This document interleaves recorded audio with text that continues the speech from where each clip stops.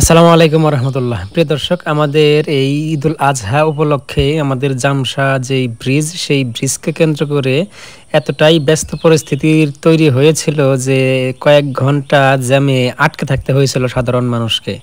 সেই বিকেল থেকে সন্ধ্যা পর্যন্ত এই জ্যামে আটকা ছিল সাধারণ মানুষ।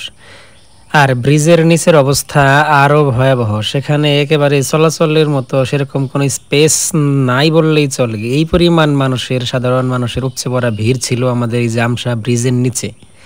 তবে সবচাইতে দুঃখের বিষয় হচ্ছে আমাদের মানিকগঞ্জে সেরকম কোনো পার্ক বা রেস্টুরেন্ট না থাকার কারণে এই ভিড়গুলো লক্ষ্য করা যায়। আর কালীগঙ্গা নদীতে উশৃঙ্খল ছেলেদের যে নৌকা নিয়ে মাতামাতি, সেটা তো আছেই প্রতি ঈদের মতো। অসংখ্য নৌকা নিয়ে এ সকল ছেলেপেলে এই নদী দখল করে আছে এরকম মনে হচ্ছে। আর আমাদের জামসা ব্রিজের অবস্থাটা দেখেন।